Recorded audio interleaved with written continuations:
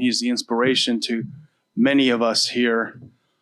He certainly was my gateway drug into libertarianism, into the anti-war, and in fact, my ticket to go work for my hero Ron Paul was punched by my articles that I wrote for Lew Rockwell before I was hired. That was kind of okay. This guy's okay. Little did he know, but Lew Rockwell is a source of inspiration. He's done more than anyone really to encourage the development of the Ron Paul Institute, to provide the example that the Mises Institute provides for us, the things that they've done, the wonderful Mises University, which in our small way we emulate with our new scholars program, and hopefully we can grow. But Lew, for me personally, is always a source of optimism. When I'm feeling down, things aren't going well, we'll talk on the phone, and I'll just feel better, and that's a pretty great thing. So I'm very, very honored to introduce Lew Rockwell to speak.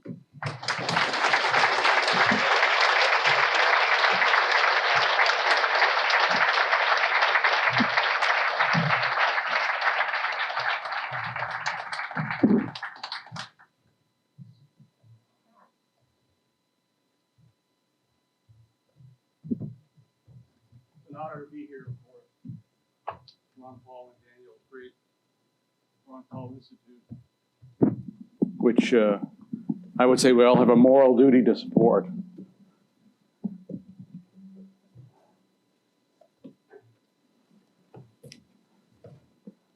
Sorry for all the...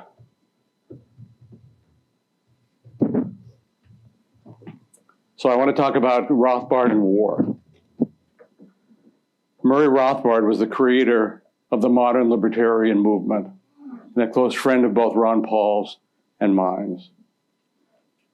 His legacy was a great one, and at the Mises Institute, I try every day to live up to his hopes for us. One issue was the most important to him of all the issues he was concerned with, and that was the issue of war and peace. Because of his support for a peaceful, non-interventionist foreign policy, for America, the CIA agent William F. Buckley had him blacklisted from National Review and tried, fortunately without success, to silence his voice.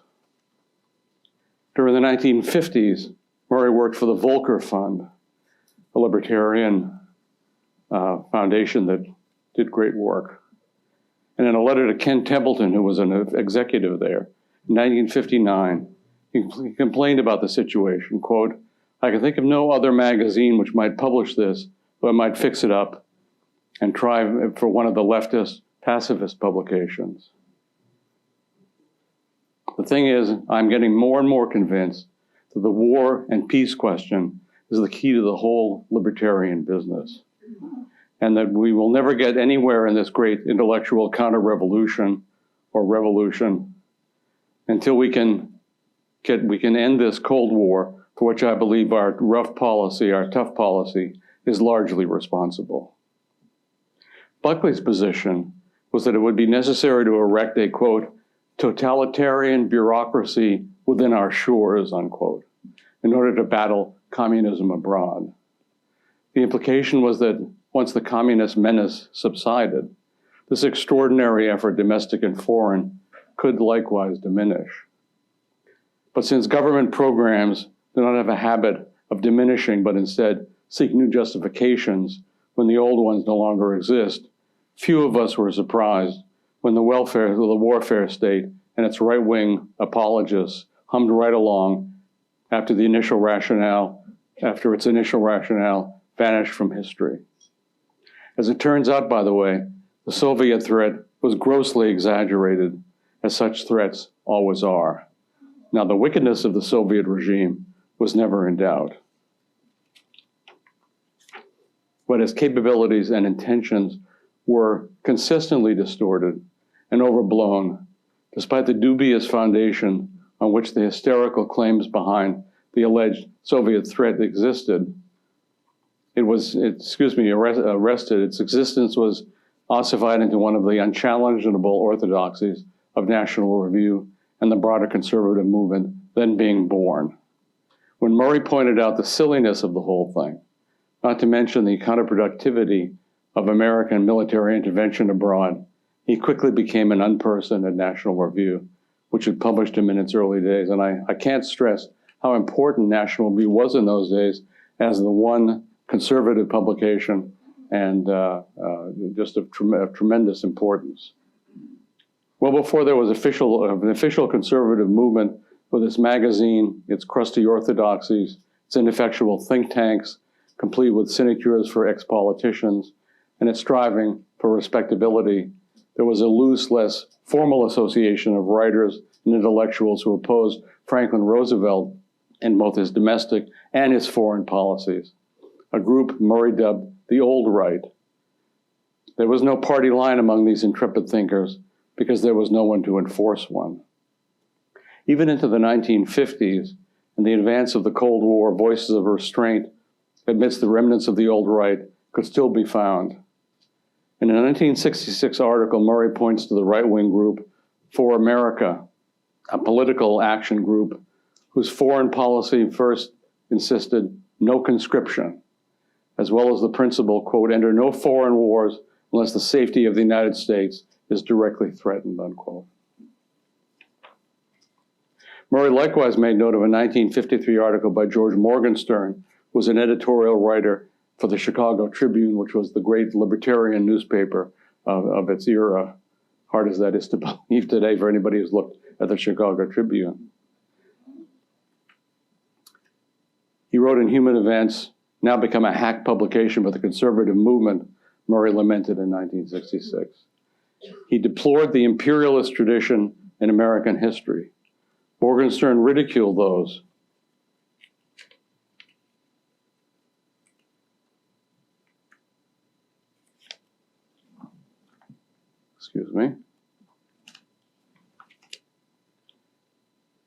who swoon at the very sight of the phrase world leadership. He wrote, in all pervasive propaganda has established a myth of inevitability in the American action and that all wars were necessary. All wars were good. The burden of proof rests with those who contend that America is better off, that American security has been enhanced, and that our prospects of world peace have been improved by American intervention in 4 wars in half a century. Intervention, he said, began with deceit by McKinley. It ends with deceit by Roosevelt and Truman.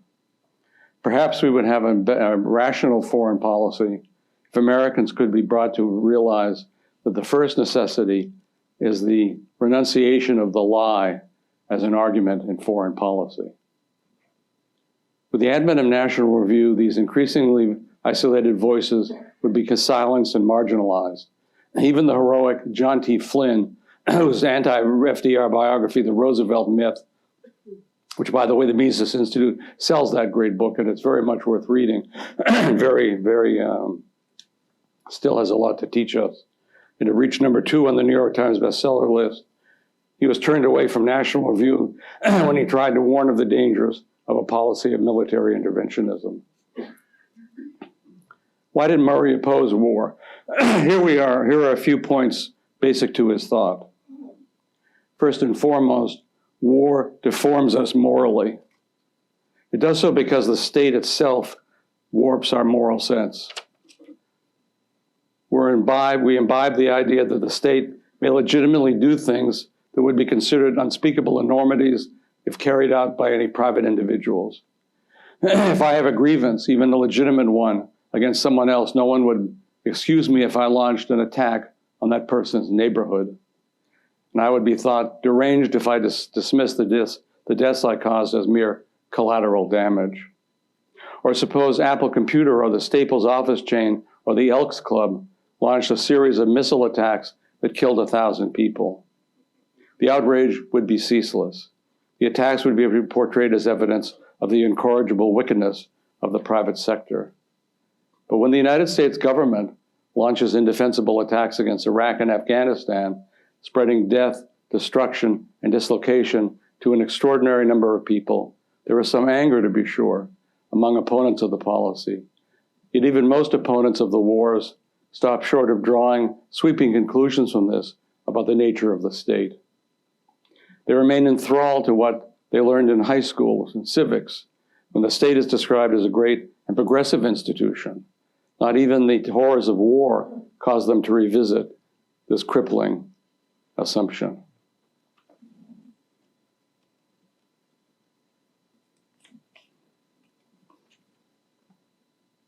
On the other hand, if we think of the state as a parasitic and self-interested institution that survives by siphoning resources from the productive citizenry, and which bamboozles the public with an now familiar battery of arguments as to why it is indispensable to our well-being, we can look at war realistically without all the superstitions and the patriotic songs.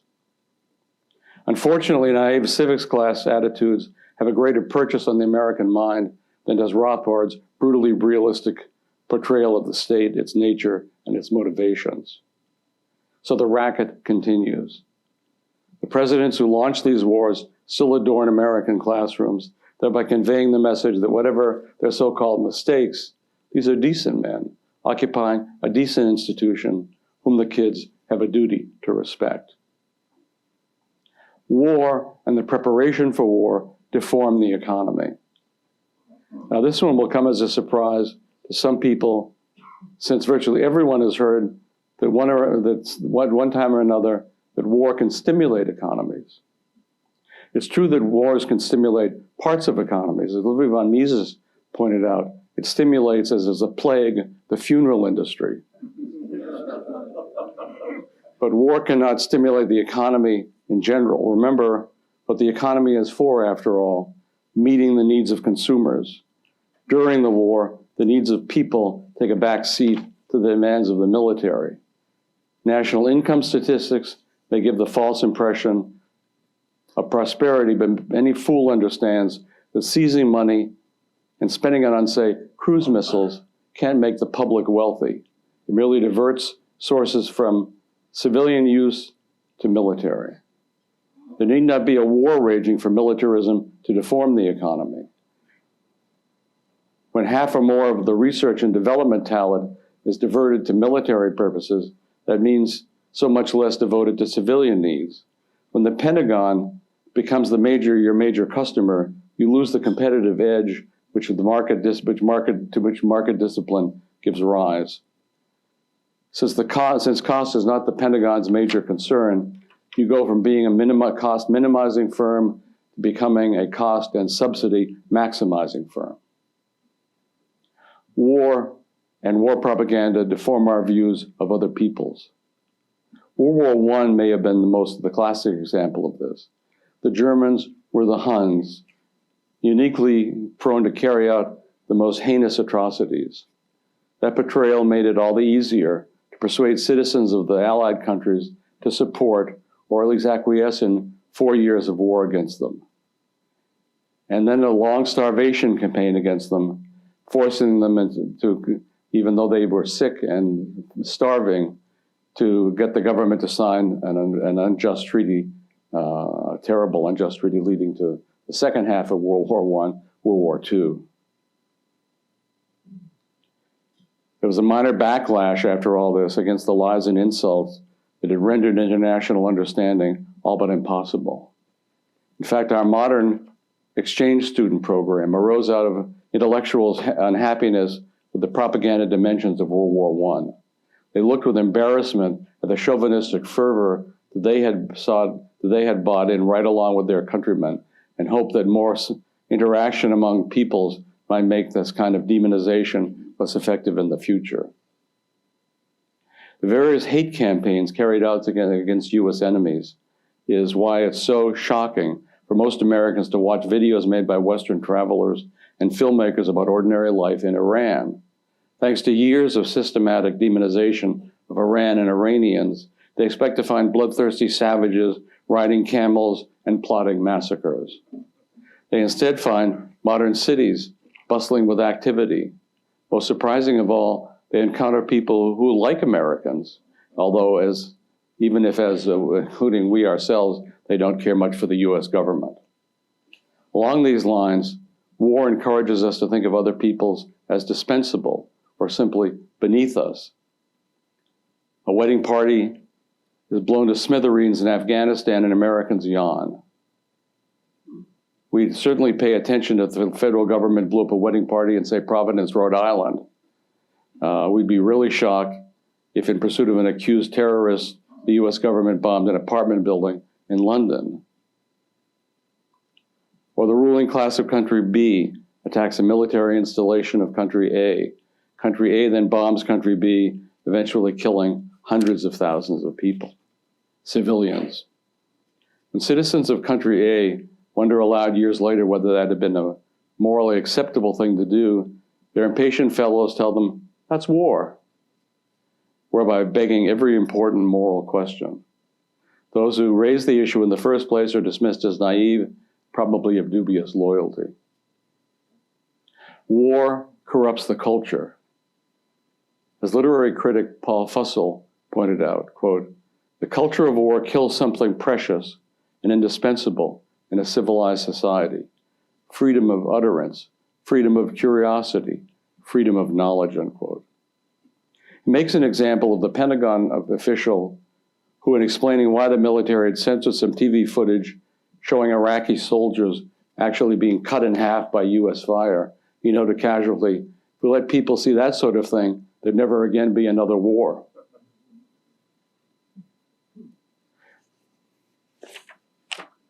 War distorts reality itself. School children are taught to believe that American soldiers purchased our freedoms by their sacrifices. Blasphemous bumper stickers compare American soldiers to Jesus Christ. But in what way has American freedoms, were American freedoms threatened by Iraq or Panama or Somalia? For that matter, how can any 20th century adversary have managed an invasion of North America, given that even the Germans couldn't cross the English Channel? But this carefully cultivated mythology helps keep the racket going. It increases the superstitious reverence of people in past and present members of the military. It puts critics of war on the defensive. Indeed, how can you possibly criticize war and interventionism when these things have kept us free? In short, war is inseparable from the propaganda, lies, hatred, impoverishment, cultural degradation, and moral corruption. It is the most horrific outcome of the moral and political legitimacy people are taught to give the state. Wrapped in the trappings of patriotism, home, songs, and flags, the state deludes people into despising a leader in a country that until that point they'd barely even heard of, much less had an informed opinion about. And it teaches its subjects to cheer the maiming and the death of fellow human beings who've done them no harm whatsoever. Given how bad war is, what can we do to stop it? Part of the answer lies in how we think about war, and here are a few vital points we need to bear in mind. One, our rulers are not a law unto themselves. Our war makers believe that they are exempt from normal moral rules. Because they are at war, they get to suspend all decency, all the norms that govern the conduct and interaction of human beings in other circumstances. The anodyne term collateral damage, along with perfunctory and meaningless words of regret, are employed when innocent civilians, including children, are maimed and butchered. A private individual behaving in this way would be called a sociopath. Give him a fancy title and a nice suit, and he's called a statesman. Let us pursue the subversive mission of applying the same moral rules against theft, kidnapping, and murder to our rulers that we apply to everyone else. Two, we should humanize the demonized. We must encourage all efforts to humanize the populations of countries in the crosshairs of the war makers. The general public is whipped into a war frenzy without knowing the first thing or hearing only propaganda about the people who will die in the war. The establishment's media won't tell you the story, so it is up to us to use all our resources that we have as individuals, especially online, to communicate the most subversive truth of all to the people on the other side are human beings too. This will make it marginally more difficult for the war makers to carry out their 2-minute hates, and can have the effect of persuading Americans with normal moral sympathies to distrust the propaganda that surrounds them. 3, if we oppose aggression, let us oppose all aggression. If we believe in the cause of peace, putting a halt to aggressive violence between nations is not enough, as important as it is. We should not want to bring about peace overseas in order that our rulers may turn the guns on peaceful individuals at home. Away with all forms of aggression against peaceful people. 4, never use we when speaking of the government. The people and the war makers are two distinct groups. We must never say we when discussing the U.S. government's foreign policy. For one thing, the war makers do not care about the opinions of the majority of Americans. It is silly and embarrassing for Americans to speak of we when discussing their government's foreign policy as if they were necessary or desired by those who make the wars.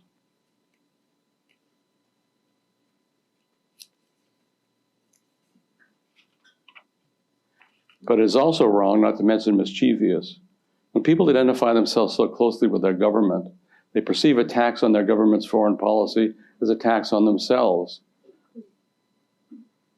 It becomes all the more difficult to reason with them.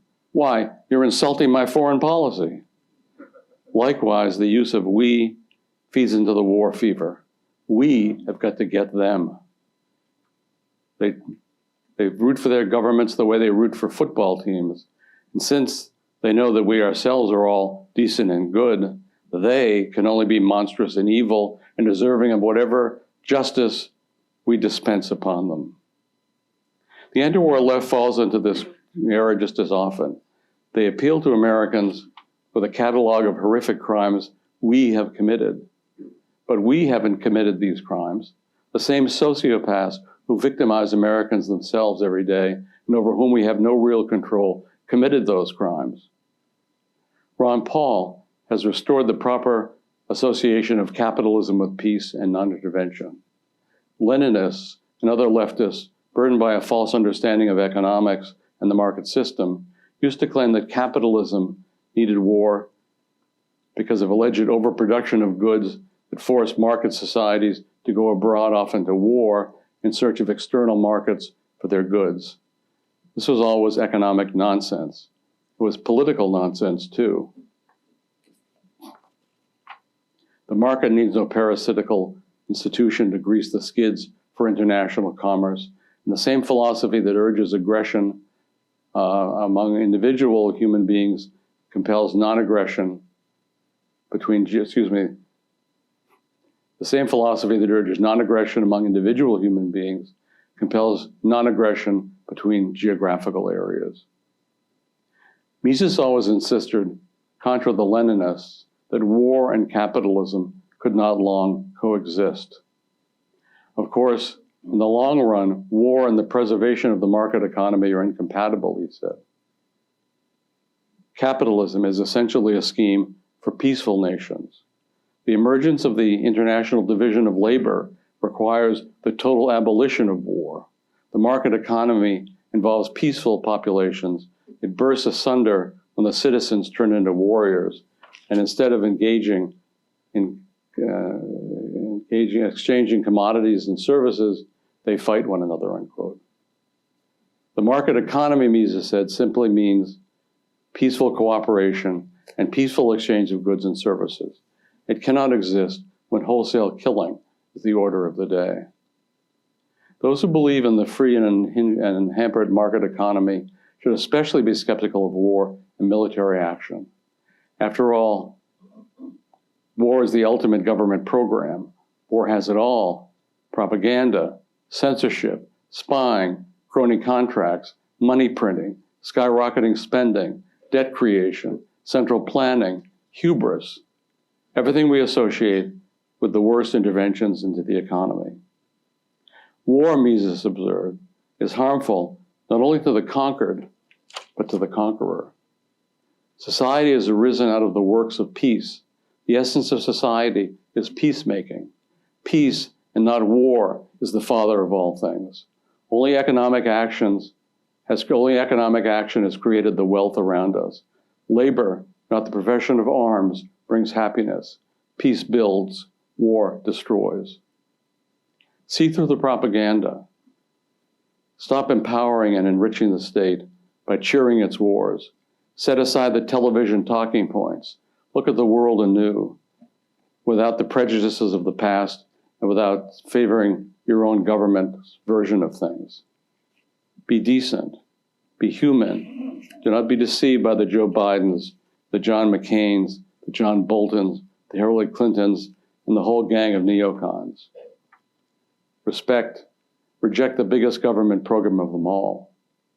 Peace builds, war destroys. Let's return for a moment to Murray when he opposed the Vietnam War. He alienated not only National Review, the major right-wing magazine and the most important conservative voice in the country, as well as virtually everyone on the right. He had to write for a small number of newsletter subscribers. By the late 1960s, he told Walter Block there might only be 25 libertarians in the whole world. Things are much easier for us today, in large part thanks to Murray's commitment and Ron Paul's extraordinary example. There are now millions of people who are resolutely anti-war and who don't care which political party the president launching any particular war happens to belong to. On top of that, it's encouraging to know that younger people are much less convinced of the need for an interventionist foreign policy. The younger the audience, the less the warmongers' factory exhortations fall on receptive ears. This, in my view, is Murray Rothbard's greatest legacy. It's also Ron Paul's greatest legacy. And it's up to all of us to help carry it forward. Thank you.